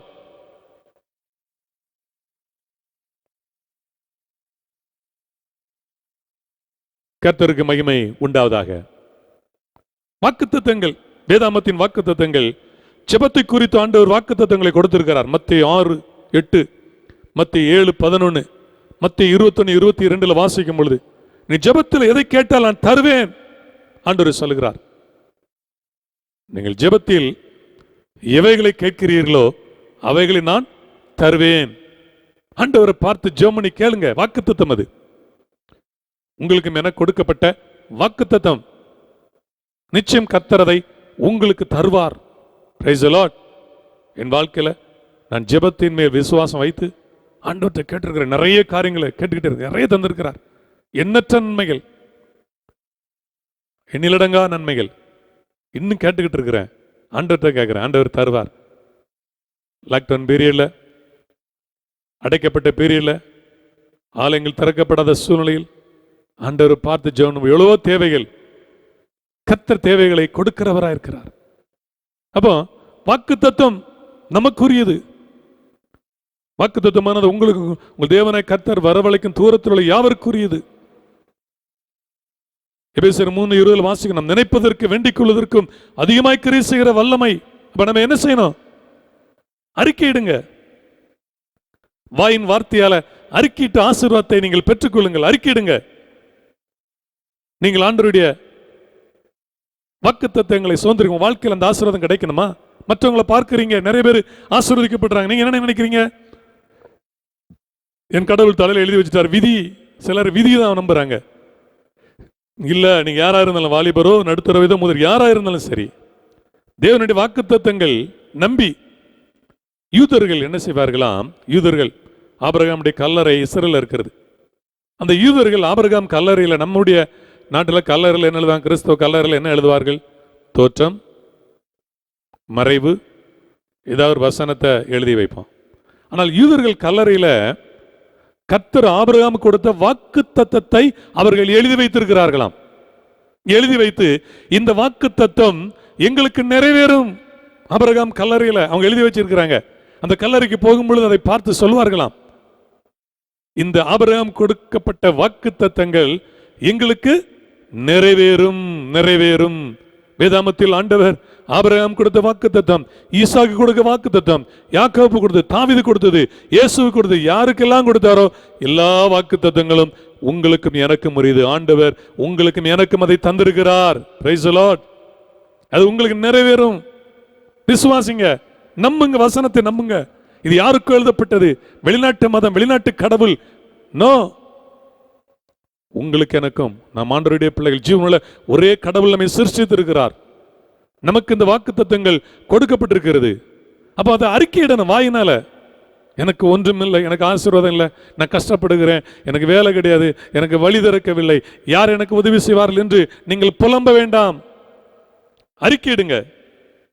உங்கள் வாயின் வார்த்தையின் அறிக்கை, வேத வசனங்களை அதை இருதயத்தில் விசுவாசித்து அதை வாயினால் அறிக்கையிடுங்க. அறிக்கை என்பது பிரகடனப்படுத்துதல். ஒரு பிரகடனம், ஒரு சட்டம் ஏற்றி அதை பிரகடனப்படுத்துகிறார்கள், அறிக்கை கொடுத்துருந்தாங்க. ஒரு சட்டத்தை மத்திய அரசும் மாநில அரசும் அமைச்சர்கள், பிரதமர், முதலமைச்சர், அமைச்சர்கள் கூடி ஒரு சட்டத்தை போடுறாங்க. இந்த சட்டம் சொல்லி உடனே என்ன பண்ணிடுறாங்க, கையெழுத்து போட்டு அதை அறிக்கை கொடுத்துட்றாங்க. டிவி சேனல்ஸ் எல்லாம் அறிக்கை கொடுத்துறாங்க. உடனே அவங்க அறிக்கை, அரசு அறிவிப்பு வாசிக்கிறாங்க. உடனே அது செயல்படுகிறது.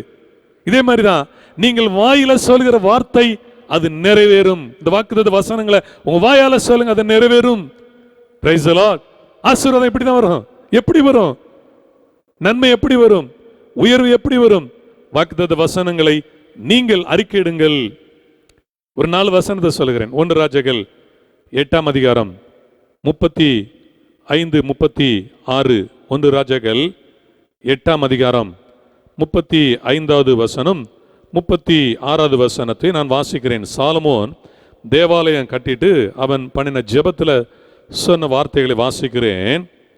அவன் சொல்கிறான், அவர்கள் உமக்கு விரோதமாய் பாவம் செய்ததினால் வானம் அடைப்பட்டு மழை பெய்யாதிருக்கும் போது அவர்கள் இந்த ஸ்தலத்திற்கு நேராக விண்ணப்பம் செய்து உம்முடைய நாமத்தை அறிக்கை பண்ணி தங்கள் தேவரீர் கிளேசப்படுத்துகையில் தங்கள் பாவங்களை விட்டு திரும்பினால் பரலோகத்தில் இருக்கிற தேவரீர் கேட்டு உமது அடியாரும் உமது ஜனமாய் இஸ்ரவேலும் செய்த பாவத்தை மன்னித்து அவர்கள் நடக்க வேண்டிய நல்வழி அவர்களுக்கு போதித்து தேவரீர் உம்முடைய ஜனத்திற்கு சுதந்திரமாய் கொடுத்த உமது தேசத்தில் மழை பெய்ய கட்டளையிடுவீராக. ஆசீர்வாதம், மழை பெய்யும். வசனத்தை விசுவாசித்து ஆண்டவர் அறிக்கையிடணும். இயேசுவை அறிக்கையிடணும். இயேசு ஆண்டவர் என்று அறிக்கையிடணும். இயேசுவை கடவுளாக அறிக்கையிடணும். இயேசுவை நீர் சொன்னது நிறைவேறும் என்று வாயினால் அறிக்கையிடணும். அறிக்கையிடுங்க, நிறைவேறும். மத்தேயு 10:32 இயேசு சொன்னார், என்ன சொன்னார்? மனுஷர் முன்பாக என்னை அறிக்கை பண்ணுகிறவனை பிதாவுக்கு முன்பாக அறிக்கை பண்ணுவேன். அறிக்கையிடுங்க. எந்த இடத்துல நீங்க அறிக்கையிடுங்க. உங்களை பற்றி, உங்க பிள்ளைகளை பற்றி நல்ல அறிக்கை செய்யுங்க. தவறான அறிக்கை, நம்ம தப்பான அறிக்கை செய்கிறோம். பாவ அறிக்கை செய்து பாவத்தை எல்லாம் அறிக்கை செஞ்சுட்டு தன் பாவங்களை மறைக்கிறவன் வாழ்வடைய மாட்டான், அவைகளை அறிக்கை செய்து விட்டு விடுகிறவனும் இரக்கம் பெறுவான். நீதிமொழிகள் 20:30. இயேசுட்டு வந்து என் பாவத்தை மன்னி இயேசுவே அப்படிலாம் கேட்டவங்க பாவத்தை மன்னித்து அவங்க இயேசுவை ஏற்றுக்கொண்டவர்களை ஆண்டவர் ஆசீர்வதிக்கிறார். ரோமர் 10ஆம் அதிகாரம் 9, 10 ஆகிய வசனங்களை நம்ம வாசித்து பார்க்கின்ற பொழுது அங்கே வசனம் என்ன சொல்கிறது? ரோமர் 10:9-10 என்னவென்றால் கர்த்தராகிய இயேசுவை நீ உன் வாயினால் அறிக்கையிட்டு தேவன் அவரை மரித்தோரில் இருந்து எழுப்பினார் என்று உன் இருதயத்தில் விசுவாசித்தால் ரட்சிக்கப்படுவாய். விசுவாசிக்கப்படும், ரட்சிப்பு உண்டாக வாயினாலே அறிக்கை பண்ணப்படும். ரட்சிப்பு, விடுதலை உண்டாக, ஆசீர்வாதம் வர, தடை மாற உன் வாயினாலே அறிக்கை பண்ணு. அறிக்கை பண்ணு. இஸ்ரவேல் ஜனங்களை பாருங்க, வனாந்தரத்தில் வரும் பொழுது ஐயோ எகிப்தில் கல்லறை இல்லைன்னா இந்த வனாந்தரத்தில் எங்களை கொண்டு எப்போதும் கல்லறை நாங்கள் செத்துருவோம், செத்துருவோம் இதையே சொன்னாங்க. கிடைச்சி எல்லாரும் சேர்த்தான் வனாந்தரத்தில் அவனுக்கு கல்லறை. என்ன அறிக்கை பண்ணுகிறோமோ அது நடக்கிறது. Price the Lord. நீங்க எதை சொல்லுகிறீர்கள் நடக்கிறது. அதில் நாவில் தான் இருக்கிறது. ஜீவனும் மரணமும் நாவின் அதிகாரத்தில் இருக்கிறது. அறிக்கை செய்யுங்க. எபிரேயர் 4ஆம் அதிகாரம் 14, 15, 16 ஆகிய வசனங்களை நான் உங்களுக்கு வாசித்து காண்பிக்கிறேன். எபிரேயர்ல 4ஆம் அதிகாரம் 14, 15, 16 வானங்கள் வழியாய் பரலோகத்திற்கு போன தேவகுமாரன் இயேசுனும் மகா பிரதான ஆசாரியர் நமக்கு இருக்கிற அப்படின்னால் நாம் பண்ணின அறிக்கையை உறுதியாய் பற்றி கொண்டு இருக்க கடவோம். இந்த வசனத்துக்கு என்ன அர்த்தம்? இயேசு பிரதான ஆசாரியர். அன்றைக்கு பழைய ஏற்பாட்டில் ஆசரிப்பு கூடாரத்தில் ஒரு ஆசாரியன் ஜனங்களுடைய பாவ மன்னிப்புக்காக ரத்தத்தை கொண்டுகிட்டு ஆட்டினுடைய ரத்தத்தை கொண்டுகிட்டு உள்ள போய் மனுஷனுக்காக கடவுள்கிட்ட பரிந்து பேசுகிறான். ஆண்டவரே, ஜனங்களுடைய பாவத்தை மன்னிச்சு தண்டனையிலிருந்து இந்த ஜனங்களை விளக்கணும், இந்த ஜனங்கள் ஆசீர்வதிக்கப்படணும்னு அவன் சொன்னான். ஆனால் இங்கே வசனம் என்ன சொல்கிறது? எபிரேயர் 4:14 நமக்காக மகா பிரதான ஆசாரியர் இருக்கிறார். இயேசு மகா பிரதான ஆசாரியர், நமக்காக நன்மையானவைகளை பரிந்து பேசுகிறார். இதே எபிரேயரில் தான் வாசிக்கிறோம். 12ஆம் அதிகாரத்தில் 24 வாசிக்கும் பொழுது ஆபேலுடைய ரத்தம் பேசினதை பார்க்கிலும் நன்மையானவைகளை பேசுகிற ரத்தமாகிய தெளிக்கப்படும் ரத்தத்தினிடத்திற்கு வந்து சேர்ந்தீர்கள். கவனிங்க, என்ன இயேசு நமக்காக நன்மையானவை பரிந்து பேசுகிறார். அவர் அறிக்கணும், இயேசு என்று அறிக்கையிட்ட உடனே என்னதை கீழே சொல்லப்பட்டிருக்கிறது. ஆதலால் 16வது வசனம், ஆதலால் நாம் இரக்கத்தை பெறவும் ஏற்ற சமயத்தில் சகாயம் செய்யும் கிருபையடையும் தைரியமாய் கிருபாசன தண்டியில் சேர கடவோம். நாம் பண்ணின அறிக்கையை உறுதியாய் பற்றி கொண்டு இருக்க கடவோம். அறிக்கையை ஸ்ட்ராங்கா தைரியமா அறிக்கை பண்ணுங்க. இயேசு நமக்கா பரலோகத்தில் இருக்கிறார், நன்மை பரிந்து பேசிட்டு இருக்கிறார். நம்ம ஜெபம் பண்ணும்போது அதை கேட்டு நமக்கு வாங்கி கொடுக்கிறார். நம்முடைய தகுதியின் அடிப்படையில் அல்ல, கிருபையின் அடிப்படையில். Price the Lord. தகுதின்னு நம்ம ஒருத்தரும் தகுதி கிடையாது, கிருபையின் அடிப்படையில் இயேசு நம்மை ஆசீர்வதிக்கிறார். அந்த வாக்குத்தத்தங்கள் நிறைவேறுகிறது. எனவே முதலாவது கல் வேத வசனம். அதை விசுவாசித்து அந்த வாக்குத்தத்தங்களை ஏற்றுக்கொண்டு அந்த வாக்குத்தத்தங்களை நீங்கள் அறிக்கை செய்து நீங்கள் ஆசீர்வாதம் பெறுங்கள். கர்த்தர் உங்களை ஆசீர்வதிப்பாராக. கர்த்தருடைய கிருபை உங்களோடு இருப்பதாக. கர்த்தருக்கு மகிமை உண்டாவதாக. இரண்டாவது பாயிண்ட், 12 கல்ல ஒரு கல் முதலாவது பார்த்தோம். இரண்டாவது கல் 1 பேதுரு 2ஆம் அதிகாரம் 4வது வசனத்தை நான் வாசிக்கிறேன். 1 பேதுரு 2 அதிகாரம் 4வது வசனம்.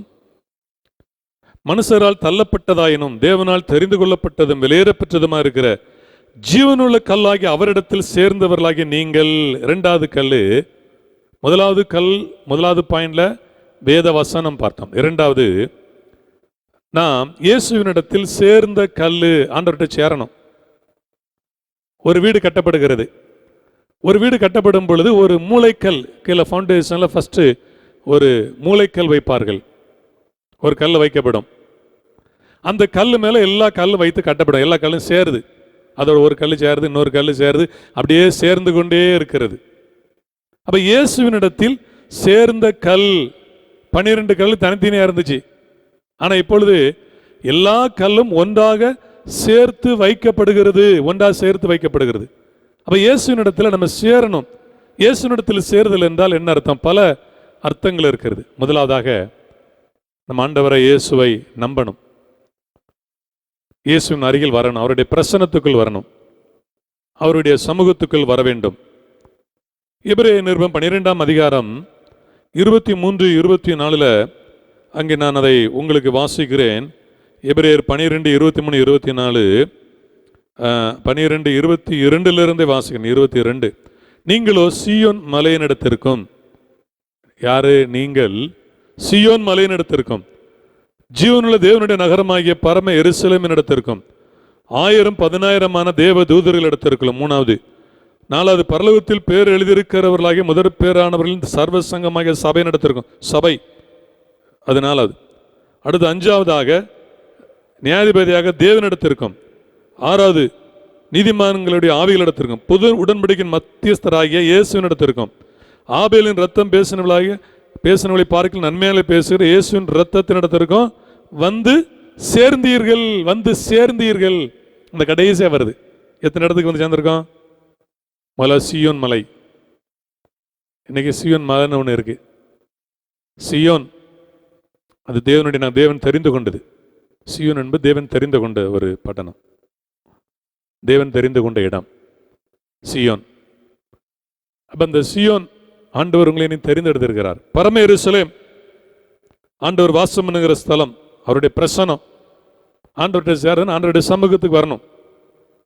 ஆண்டவருடைய பிரசனத்தை ஜெபம் பண்ணுதல் என்பது என்ன? ஜெபம் பண்ணுங்க. இந்த வாரத்தில் நிறைய பேர் கேட்கும்போது கசப்பா இருக்கும். ஜெபம் பண்ணுங்கன்னா அவங்களுக்கு சில பேருக்கு ஜெபம் பண்றதுனா என்ன? 1 மணி நேரம் உட்காந்துட்டு தோத்திரம் பல ஜெப குறிப்பு இது நம்ம நினைச்சுக்கிட்டு இருக்கிறோம். இல்ல, தேவ சமூகத்தை நீங்க தனியா அமர்ந்து ஆண்டவர் நீங்களும் அப்படிப்பட்ட அனுபவம் உங்களுக்கு இருக்குதா? அப்படிப்பட்ட அனுபவம் இருந்ததுன்னா உங்க வாழ்க்கையில தடை மாறும். 2வது கல், 12 கல்ல 2வது கல்ல பார்க்கிறோம். தேவ சமூகம் உங்களை வழி நடத்தும், உங்களை ஆசீர்வதிக்கும். ஆண்டவர் நல்லவர். கர்த்தருக்கு மகிமை உண்டாவதாக. இயேசுவோடு ஐக்கியம். சேர்ந்தீர்கள் என்றால் இயேசுவோடு ஐக்கியம். இயேசுவோடு ஐக்கியப்படணும். இயேசுவோடு ஐக்கியப்படணும். நல்ல கவனிங்க. நம்முடைய ஆண்டவர் நம்மை அறிந்திருக்கிறார், எதிர்பார்க்கிறார், நம்மையில் அன்புள்ளவராக இருக்கிறார். யோவான் 3:20 வாசிக்கிறோம். ஏன் ஜனங்கள் இயேசுகிட்ட வரமாட்டுக்காங்க? ஏன் ஜனங்கள் இயேசுவிடம் வருவதில்லை? சில வசனங்களை சில பாயிண்ட் உங்களுக்கு சுட்டி காட்டுகிறேன். ஏன் ஜனங்கள் இயேசுகிட்ட வரமாட்டுக்காங்க? நீங்க இயேசுகிட்ட வருவதற்கு உங்களுக்கு தடையா இருக்கிறது என்ன? இயேசுகிட்ட வந்து அவங்க தடை மாறும். ஆனால் இயேசுகிட்ட வராமல் இருக்க காரணம் என்ன? யோவான் 3:20 வாசிக்கிறோம். பொல்லாங்கு சகர எவனும் ஒளியை பகைக்கிறான், தன் கிரியைகள் கண்டிக்கப்படாதபடிக்கு ஒளியினிடத்தில் வராதிருக்கிறான். ஒளி இயேசு, வெளிச்சம் இயேசு.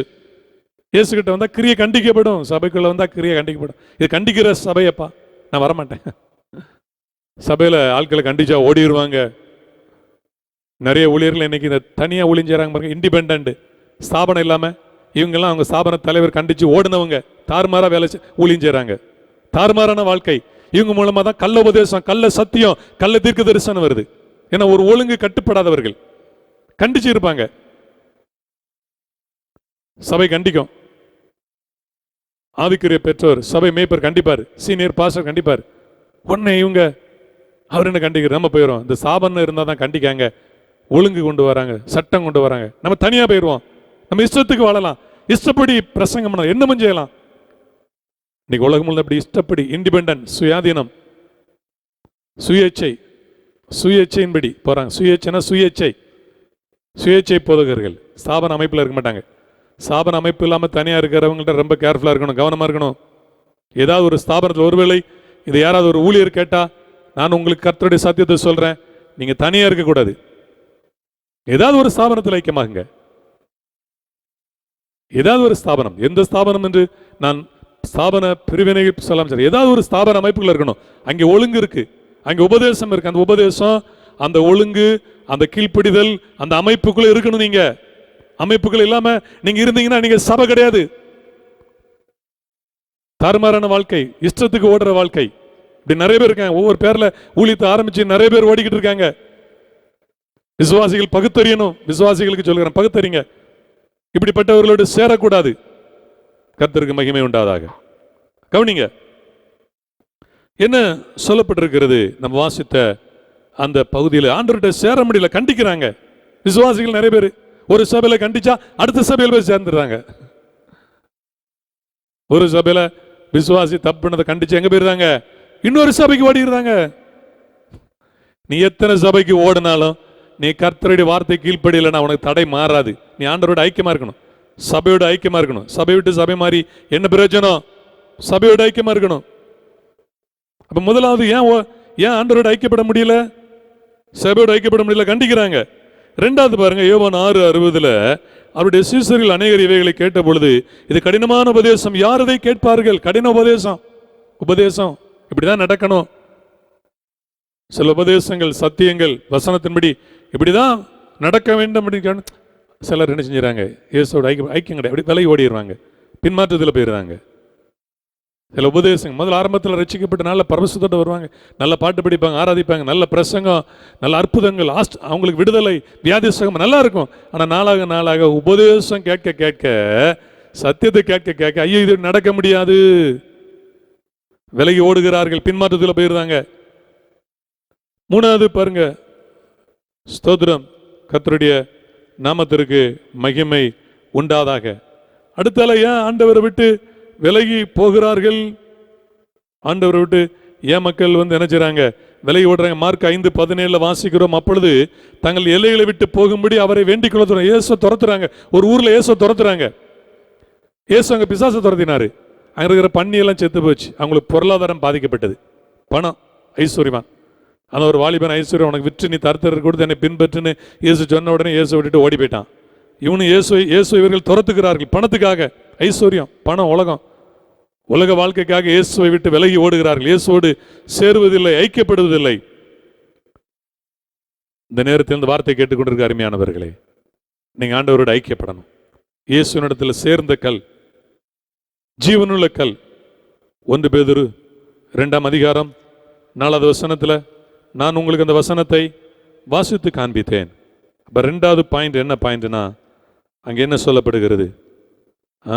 ஜீவனுள்ள கல்லாகி அவரிடத்தில் சேர்ந்தவர்கள். இன்றைக்கு உங்களுக்கு ஆண்டவருக்கும் ஐக்கியம் இருக்கிறதா? ஆண்டவருக்கு உங்களுக்கு ஐக்கியம் இருக்கிறதா? யோசிச்சு பாருங்க. கண்களை மூடி நாம் ஜெபிப்போம். பரிசுத்த பிதாவே, இயேசு நாமத்தில் ஜெபிக்கிறோம். இந்த நாளிலும் கேட்ட வார்த்தைகளுக்காக நன்றி ஆண்டவரே. ஆண்டவரே, பழைய ஏற்பாட்டில் யோசுவா ஜனங்களை சுதந்திரிக்க கொண்டு போன பொழுது தடை வந்தது. தடையை மாற்றி ஜனங்களை சுதந்திரிக்க உதவி செய்தீர் ஆண்டவரே. ஜனங்கள் ஆசீர்வாதங்களை, நன்மைகளை சுதந்திரிக்கப்பா.